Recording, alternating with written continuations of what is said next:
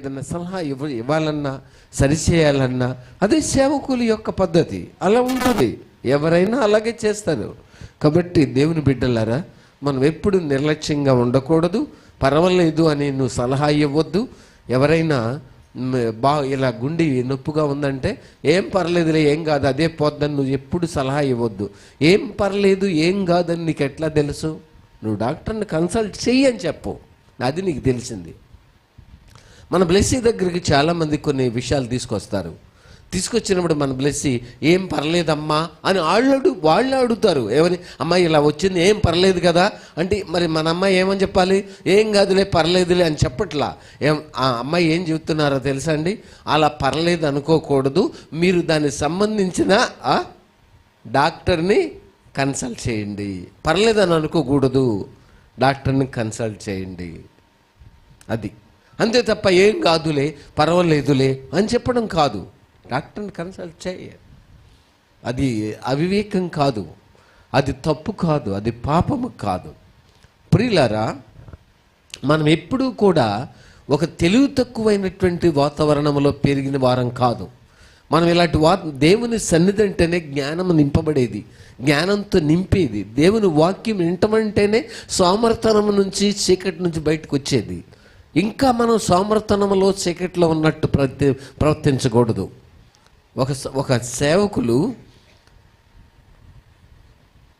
Tablet వేసుకుంటే నువ్వు పాపం చేసిన వాడవు అని చెప్పడం అనేది ఆ సంఘములో ఉన్నటువంటి ఒక విధానం.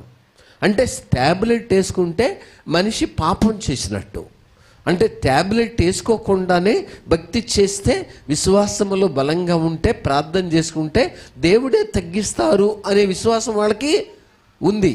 కానీ ట్యాబ్లెట్ ఎవరైనా వేసుకున్నట్టు తెలిస్తే నువ్వు పాపం చేశావు, అందుకని నువ్వు ట్యాబ్లెట్ వేసుకున్నావు అని చెప్పి ఆ సంఘం యొక్క క్రమం. సరే, ఇలాంటి పరిస్థితుల్లో ఒక సహోదరుడికి యాక్సిడెంట్ అయినప్పుడు ఆయన హాస్పిటల్లో పెట్టారు. ఆపరేషన్ చేసి కాల్లో రాడ్ వేసి ఇంకా ట్రీట్మెంట్ నిమిత్తమై అంత పూర్తి చేసుకున్న తర్వాత ట్యాబ్లెట్లు ఇస్తే దాన్ని వాడుతూ ఉన్నప్పుడు, నువ్వు టాబ్లెట్లు వేసుకుంటున్నావు కాబట్టి నువ్వు పాపం చేశావు అని చెప్పి దైవజనులు వాళ్ళ అక్కడ సంఘ క్రమము, విశ్వాసంతోనే నువ్వు బాగుపడాలి, విశ్వాసంతోనే నువ్వు ఉండాలి, అంతే తప్ప దేవుణ్ణి పక్కన పెడితే మంచిది కాదు అనేది, విశ్వాసంతోనే నువ్వు స్వస్థ పొందాలి, అంతే తప్ప ఇలా కాదు అనేది వాళ్ళ క్రమం. వాళ్ళు విశ్వాసంతో నింపబడిన క్రమం. అదేవిధంగా మాట్లాడినారు. నువ్వు ట్యాబ్లెట్ వేసుకుంటున్నావు కాబట్టి నువ్వు పాపం చేశావు అన్నారు. సరే, మరి వీళ్ళకు కూడా భయమే కదా, ఎవరమైనా మనుషులము. ఇలా అయిన తర్వాత ఒక 3 నెలలకి దైవజనుడికే యాక్సిడెంట్ అయింది. వినబడింది మీకు? ఎవరికి?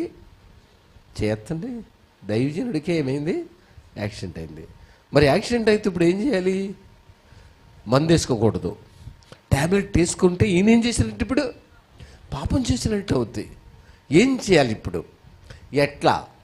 భూమి మీద మనుషులమే కానీ మనం దేవదూతలము కాదు, భూమి మీద మానవులమే కానీ మనం దేవుళ్ళము కాదు, భూమి మీద మనుషులమే కానీ మనం ఏదేదో ఊహించి ఏదో ఊహించి ఇలా అవుద్దని అనుకుంటే అది జరిగేది కాదు. మనం పని చేయాలి.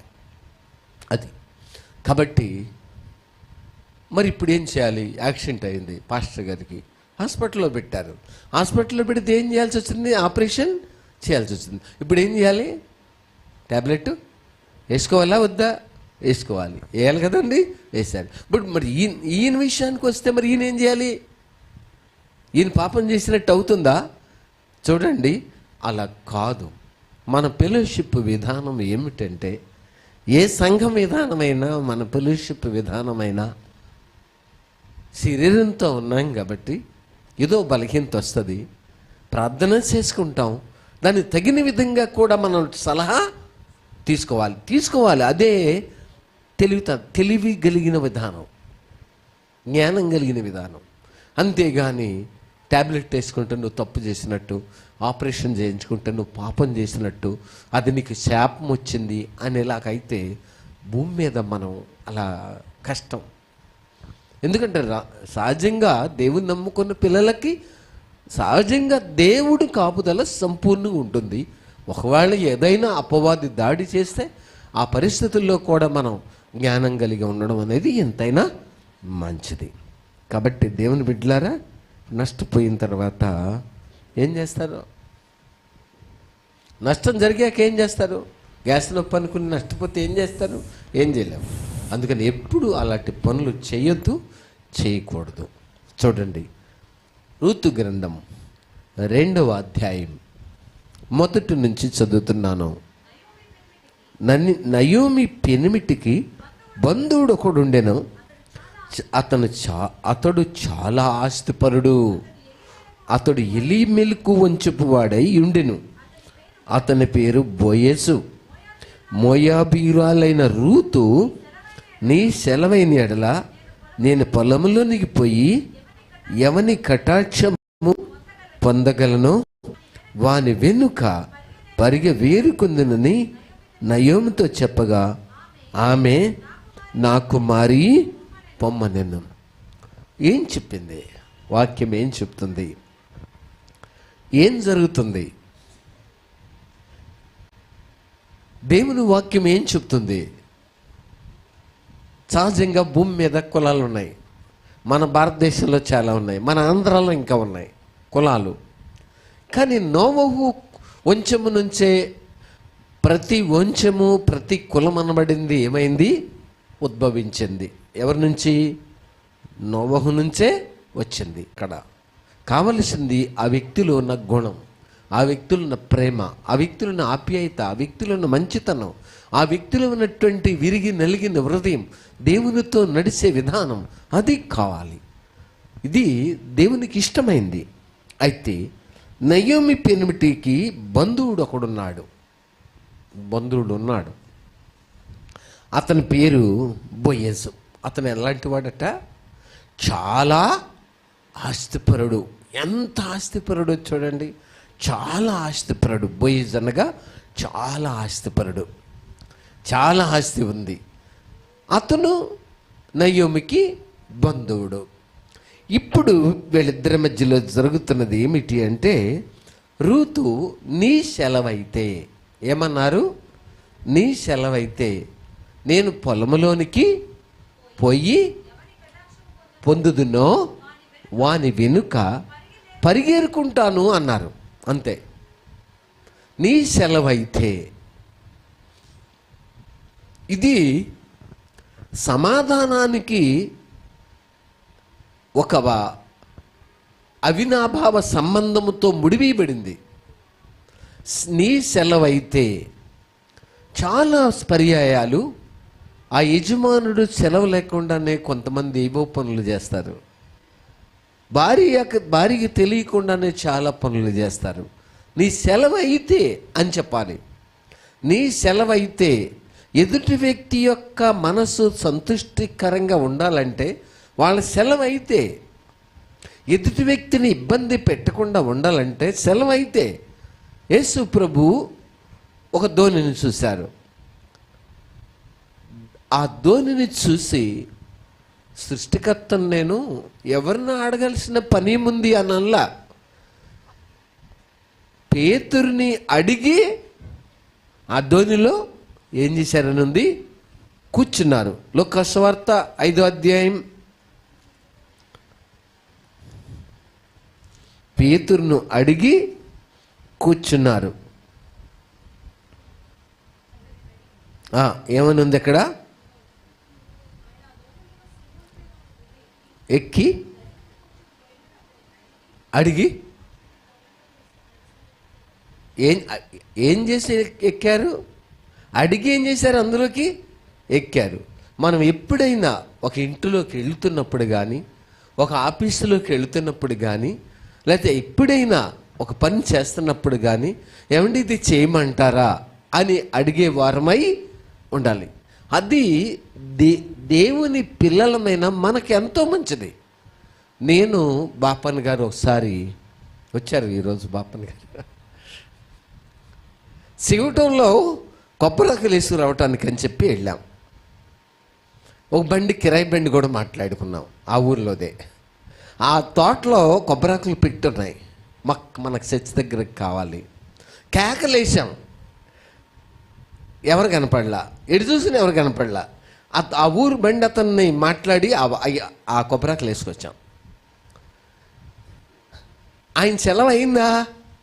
అవులా, ఆయన వేసుకొచ్చాం. ఆయన ఏం చేశారు, ఈ బండి ఎవరిది, తోటలోకి ఎందుకు వచ్చింది, ఏం వేసుకెళ్ళారు అని ఆ బండి అతన్ని పట్టుకున్నారు. ఆయన ఏం చేశారు, ఏమండి మీరు ఆయన అడగకుండా నా బండి కిరాయిని మాట్లాడారు, ఆయన చాలా ఇబ్బంది పెడుతున్నారని చెప్పి ఆయన కంగారు పడ్డారు. చూసారా, మా అవసరం ఉంది కానీ అక్కడ ఎవరు లేరు, ఏముందిలే అనుకుని ఇద్దరం ధైర్యం తెచ్చుకొని ఏం చేసాం, కిరాయి మాట్లాడి వేసుకొచ్చేసాం. కానీ అది మంచిదా కాదు. తర్వాత ఆయన దగ్గరికి వెళ్ళో ఎట్లో లేకపోతే బండి అతని దగ్గర గుర్తు లేదండి, మొత్తానికి ఏదో చేసేసాం.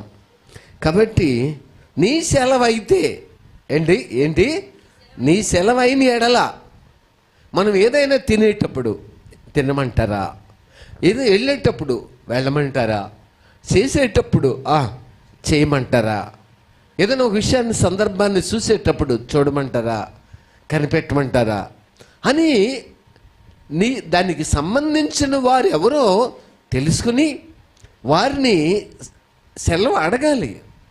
అప్పుడే మనకు విలువ ఉంటుంది, మనం చేసే పనికి కూడా స్వతంత్రత ఉంటుంది. భర్తను అడిగి ప్రయాణం చేసిన భార్య సంతోషంగా సంతృప్తికరంగా ఉంటారు. అసలు యజమానుడిని అడగకుండా చేసే ప్రయాణం ఎలా ఉంటుంది, అంతా భయంగా ఇబ్బందికరంగా. ఇప్పుడు ఆయన ఫోన్ చేస్తే నేను ఎక్కడున్నానని ఏం చెప్పాలి, అసలు ఏంటిది, అయ్యో ఇక్కడ లేట్ అయ్యేలాగుంది, ట్రాఫిక్ జామ్ అయింది, ఇప్పుడు పరిస్థితి ఏంటి, ఇదంతా భయం. ఒకవేళ ఇప్పుడు నేను ఫోన్ చేస్తే నువ్వు ఎక్కడికి వెళ్ళావు, పలానా చోటుకి వెళ్ళేటప్పుడు నాకు చెప్పావా, అప్పుడు ఇద్దరి మధ్యలో ఏం ఏర్పడింది, ఇద్దరి మధ్యలో ఏం ఏర్పడింది, డిస్టర్బెన్స్ ఏర్పడింది. ఇద్దరి మధ్యలో డిస్టర్బెన్స్ వచ్చింది. నువ్వు ఎందుకు వెళ్ళావు, ఇప్పుడు అక్కడ ఎందుకున్నావు, అసలు ఎవరికి చెప్పి వెళ్ళావు, అన్ని క్వశ్చన్సే వచ్చేస్తాయి. అందుకే నీ సెలవైన ఎడల సహవాసంలో ఏదైనా ఒక పని చేస్తూ ఉన్నప్పుడు సేవకులను అడిగి ఇలా చేయమంటారా అని చెప్పి అడుగుతారు చాలామంది. ఇలా చేయమంటారా, చిన్నదైనా సరే ఇలా చేయమంటారా, ఇలా వెళ్ళమంటారా, ఇలా చేయమంటారా, ఇలా జరపమంటారా అనేది. ఇలా చాలామంది సలహా అడుగుతారు. ఎందుకంటే మళ్ళీ ఎందుకు అడిగి చేస్తే బాగుంటుంది అనేది వాళ్ళ మనసు, అడగకుండా చేయడం మంచిది కాదు అనేది వాళ్ళ మనసు. అడిగేసేస్తారు, ఏమన్నా అన్నయ్య గారు ఇలా చేయమంటారా, లేకపోతే అంకుల్ గారు ఇలా చేయమంటారా, లేకపోతే ఇంకా బ్రదర్ ఇలా చేయమంటారా అని అడుగుతారు. అది మంచిది. కాబట్టి తల్లిదండ్రులను కూడా పిల్లలు అడగాలి, డాడీ ఇలా చేయమంటారా, మమ్మీ ఇలా చేయమంటారా, మమ్మీ ఇలా వెళ్ళమంటారా, ఏమండి ఇలా చేయమంటారా, ఏమ్మా ఇలా చేయమంటావా అని అడిగే మనసు మనకి ఎంత అవసరం. అడగకుండా మనం చేస్తాం, చేయకుండా ఉన్నాం. కానీ అక్కడ ఏదో ఒక లోపము అనేది మనల్ని వెంబడిస్తూ ఉంటుంది, మనల్ని వేధిస్తూ ఉంటుంది. ఏదో లోపం, చెప్పలేదే, అయ్యో చెప్తే బాగుంటుంది, చెప్పలేదే అనే బాధ, ఒక లోపం మనల్ని ఇబ్బంది పెడతా ఉంటుంది. అందుకనే ప్రతి విషయంలో కూడా నీ సెలవైతే ఏమంటున్నారు, నీ సెలవైన ఎడల అని చెప్పి ఆమె అడిగారు. అడిగిన తర్వాత దానిని ఆ సెలవు తీసుకున్న ఆమె ప్రార్థన చేసుకునే అలవాటు ఉంది కాబట్టి, దేవుని దగ్గర అడిగే అలవాటు ఉంది కాబట్టి, అడిగి ప్రభా ఎక్కడికి వెళ్ళమంటారు అని చెప్పి దేవుణ్ణి అడిగితే దేవుడు ఆమెని చాలా గొప్ప ధనవంతుడు పొలంలోకే తీసుకొచ్చారు. అతను ఎవరట, చాలా ఆస్తిపరుడు పొలంలోకి తీసుకొచ్చారు. చాలా ఆస్తిపరుడు. ఎవరు ఆ ఆస్తిపరుడు ప్రియులారా, ఎవరు ఆ ఆస్తిపరుడు మనం తెలుసుకోవాలి. నయోమి మన శరీరం అనుకుందాం, రూతు మన ఆత్మ అనుకుందాం. రూతు ఎవరు, మన ఆత్మ అనుకుందాం. బోయేజు యేసుక్రీస్తు ప్రభుకి సాదృశ్యంగా ఉన్నారనుకుందాం. కాబట్టి నీ ఆత్మ అడుగుతుంది, నీ సెలవైతే ఎవరిని, నయోమిని ఏమంటుంది, నీ సెలవైతే నేనేం చేస్తాను, పొలంలోకి వెళ్ళి పరిగే ఏరుకుంటాను అంటే లోపడతాను. నేను అక్కడ ఏం చేస్తాను? ఏరుకుంటాను. ఎందుకంటే పని చేసేదంతా హృదయము మనసే, అంతే కదా. ఆ ఆలోచన లేకపోతే ఏమీ చేయలేం. కాబట్టి నీ సెలవైతే అని చెప్పి నయోమిని అడిగి ఈ రూత్ అనే ఆత్మ ఏం చేస్తుంది? ఆత్మచేత ఏమవుతున్నారు? నడిపించబడుతున్నారు. ప్రియులరా, ఎప్పుడైతే నీ సెలవైతే అని చెప్పి వెళ్ళి పరిగెరుకునే మనసు వచ్చిందో, అది ఒకరోజే ఎక్కువ ఏరుకోలేకపోవచ్చు, కానీ ఏరుకునే మనసు వచ్చింది కాబట్టి, ఆ విధంగా సెలవు పొందినారు కాబట్టి వెళ్ళి సిగ్గుపడకుండా తగ్గించుకుని, నేను యవనస్తురాల్ని అని అనుకోకుండా తగ్గించుకుని ఒడి పట్టుకుని లేదా చేత్తో పట్టుకుని ఒక్కొక్క కంకి ఏరుకుంటూ, ఎవల కంకి ఏరుకుంటూ ఆ పొలమంతా తిరుగుతూ, ఎక్కడ కనబడితే అక్కడ ఏరుకుంటూ, ఎక్కడ కంకి దొరికితే అక్కడ ఏరుకుంటూ, పనల మధ్యలో ఉన్నప్పుడు కూడా పనజోలికి వెళ్లకుండా ఏరుకుంటూ ఆమె నీతిని కలిగి జీవిస్తున్నట్టు అక్కడ ప్రజలు చూశారు. నీతిని కలిగి, తప్పు చేయకుండా. ఎందుకంటే ఒక పనం తీసుకుని పక్కకు పోయి దాన్ని దొల్లగొట్టేసుకొని కొన్ని ఎవరు తీసుకుని పోవచ్చు, కానీ పనల మధ్యలో ఏరుకోవడం అనేది ఎక్కడా జరగదు, ఎవరు రానివ్వరు కూడా. కానీ పనల మధ్యలో ఏరుకుంటున్నారంటే ఎంత నీతిమంతురాలైతే పనల మధ్యలో ఏరుకోవాలి. ఈ లోకంలో ఇప్పుడు ఆమె ఏరుకునేది ఆ కంకే, పన వేసింది కూడా ఆ కంకే. అలాగే మనిషికి అవసరమైంది ఏదో అది పన రూపంలో ఉంది, పరిగి రూపంలో కూడా ఉంది. పరిగి అంటే చెదిరిపోయింది అని, పన అంటే కుదురుగా పేర్చబడింది అని. ఈ పరిగేరుకునేటువంటి ఈ పరిస్థితుల్లో చెదిరిపోయింది వెంటనే దొరుకుతుందా? అది వెతికితే దొరుకుద్ది. కానీ వేరుకునేది అదే, పన వేయబడింది అదే. అలాగే మనిషి శరీరానికి కావలసింది ఆ శరీరాశ, ఆ నేత్రాశ, ఆ జీవడమ్మమేముంది. కానీ అది ఈ లోకములో చాలా పనులున్నాయి. మనం ఏ ఆశ కలిగి ఉన్నామో, ఏ ఒడి నిండాలనుకున్నామో, ఏ విధంగా తృప్తి పొందాలనుకున్నామో ఆ విధంగా తృప్తి పొందడానికి మన జీవితంలో చాలా పనులు కనపడుతున్నాయి. కానీ ఏ పన జోలికి మనిషి ఏం చేయకూడదు? వెళ్ళకూడదు. అంటే భర్త కంటే అందమైన వాళ్ళు కనపడవచ్చు, భార్య కంటే అందమైన వాళ్ళు కనపడవచ్చు, భార్య వయసు తగ్గిపోయినట్టు కనబడి పక్కనోళ్ళు కొంచెం వయసుగా ఉన్నట్టు కనబడచ్చు, భర్త కొంచెం రంగు తక్కువగా ఉండి వయసు తగ్గిపోయి ఉన్నట్టు కనబడి ఉండొచ్చు, పక్క వాళ్ళు మంచి యవన స్థాయిలో ఉన్నట్టు కనబడచ్చు. కానీ యేసుక్రీస్తు ప్రభు పొలంలోకి వచ్చాక, బోయజు అనే యేసుక్రీస్తు ప్రభు పొలంలోకి వచ్చాక నీతిని మన హృదయంలో స్థాపించబడినప్పుడు ఈ లోకములో ఎన్ని లక్షల పనులు, కోట్ల పనులున్నా ఆ పనుల మధ్యలో దేవుని వాక్యాన్ని ఏరుకునే వారమై ఉండాలి. ఈ పనుల మధ్యలో ఏది ముట్టుకోకుండా ఒక్కొక్క చిన్న కంకి ఎవల కంకి చిన్నది ఏరుకుని ఒడిలో వేసుకునే వారమై ఉండాలి. దాని చేతనే తృప్తి పొందే వాళ్ళమై ఉండాలి. పన దొరికితే బాగుంటుంది, లేకపోతే చేని కోసేసుకుంటే బాగుంటుంది అనేలాగుంటే అది అక్రమం అవుతుంది. కానీ ఆమె పనుల మధ్యలో నీతిమంతురాలై ఉన్నారు, నీతిని కలిగి జీవిస్తున్నారు. ఏ పనను ముట్టలా ఏరుకునే అవకాశం పొందారు. ఆమె నీతిని చూశారు అక్కడ పనివారు. ఆమె నీతిని చూసిన బోయజు కూడా పనుల మధ్యలో ఏరుకున్నటకు సెలవు పొందినారు. ఆమె స్వతంత్రత ఉన్నది ఆమెకి. అలాగే ఈ భూమి మీద చాలామంది మనం ఆశించిన దానికి తగినట్టుగా చాలామంది కనబడతారు. మనకు కావలసినకు తగినట్టుగా చాలా మన ఎదుట, మన పక్కన, మన ముందు వెనుక చాలా ఉంటాయి. కానీ అన్నీ చేయుటకు నాకు స్వాతంత్రము కలదు, కానీ అన్నీ చేయదగినవి కావు.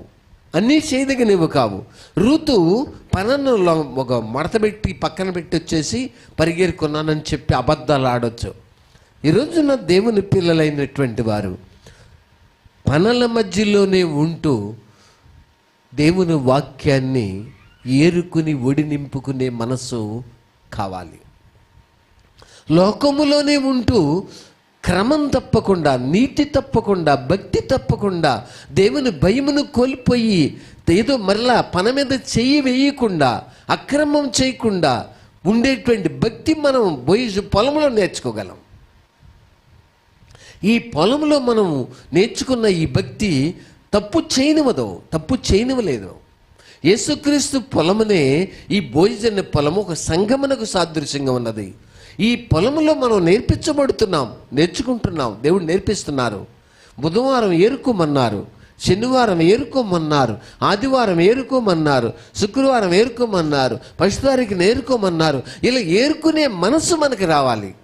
అంతే తప్ప ఒక్కసారి నాకు దొరికేస్తే బాగుంటుంది అనుకుంటే అది అక్రమము చేయవర్లారా నా యొద్ద నుండి పొండి. కాలేజీలో చదవటానికి వెళ్ళాడు, కానీ అక్కడ చాలామంది ఆడపిల్లలు ఉంటారు, మగపిల్లలు ఉంటారు. నాకు దొరికేశారని చెప్పేసి ఒక పని లంఘిస్తే ఏమవుతుంది? ఏం చేస్తున్నాడు? అక్రమం చేస్తున్నాడు. లేకపోతే అమ్మాయి అక్రమం చేస్తుంది. చాలామంది చాలా అందంగా కనబడచ్చు. అందము మోసకరము, సౌందర్యము వ్యర్థము అనే మనసు రావాలి. ఒక అబ్బాయి నా దగ్గరికి వచ్చి, పలానా ఇంట్లో పని చేయడానికి రమ్మంటున్నారు, మరి ఆమె ఒక్కళ్ళే ఉంటారు, మరి నాకు వెళ్ళటానికి భయంగా ఉంది అని చెప్పన్నప్పుడు నేను చెప్పినాను, నువ్వు అడిగింది బాగానే ఉంది, కానీ వాళ్ళు అట్టి వారు కాకపోవచ్చు. నాకు ఆ తప్పు చేసే శరీరం నా దగ్గర లేదు, ఆ మనసు లేదు, ఆ తప్పు చేసే శరీరము లేదు. శరీరం ఉంది, కానీ ఆ తప్పు చేసే శరీరం నా దగ్గర లేదని నువ్వు అనుకుని వెళ్ళు. ఆ తప్పు చేసే శరీరము నా దగ్గర లేదు. జయము నీకే, జయము నీదే. ఉన్నారు, పని చేయమన్నారు, చెయ్యి, కానీ అలా తప్పు చేసే శరీరం నా దగ్గర లేదనుకున్నప్పుడు నీకు ధైర్యమే, నీకు జయమే కదా, ఎందుకు నువ్వు భయపడుతున్నావు అని చెప్పడం జరిగింది. కాబట్టి దేవుని బిడ్డలారా, పొలంలో పరిగేరుకుంటున్నప్పుడు, పనల మధ్యలో ఏరుకుంటున్నప్పుడు నీతిని తప్పలేదు. ప్రజల మధ్యలో మనం భక్తి చేస్తున్నప్పుడు నీతిని తప్పి బ్రతికితే అది భక్తి అనబడుతుందా? ప్రార్థన విధానం తప్పి, క్రమం తప్పి చేసే భక్తి అనబడుతుందా? దేవుని వాక్యాన్ని విస్మరించి దేవుని వాక్యానికి విరుద్ధమైన భక్తి చేస్తే అది భక్తి అనబడుతుందా? దేనికి అలా చేయాల్సిన పరిస్థితి వస్తుంది? ఎందుకు ఆ పన ఎవరిది? బొయ్యేది. ఆ పనను ముట్టుకునే అధికారం ఆయన నీకు ఇవ్వలేదు, కానీ పరిగి ఏరుకోవడానికి అవకాశం ఇచ్చారు. ఏరుకో. ఆ ఏరుకున్నప్పుడు నీతి అనే పరిగి ఏరుకో, పరిశుద్ధత అనే పరిగి ఏరుకో, సత్యం అనే పరిగి ఏరుకో, యథార్థత అనే పరిగి ఏరుకో, మంచి మనస్సాక్షి అనే పరిగి ఏరుకో, భయభక్తులనే పరిగి ఏరుకో, క్రమం కలిగి బ్రతకాలనే పరిగి ఏరుకో, క్రమం కలిగి నీతిని తప్పకుండా ఉండే పరిగి ఏరుకో, కుడి ఎడమకు తొలగిపోకుండా సరిగ్గా క్రమంగా దారిలో నడిచే పరిగి ఏరుకో. అది బొయ్యేసు పొలంలో మనకు దొరికే వాక్యము. అంతే తప్ప పనల్ని లంఘేస్తే, పనల్ని చుట్టబెట్టి కట్టి మోపులు కట్టేసుకుని పట్టుకుపోతే ఏమంటారు?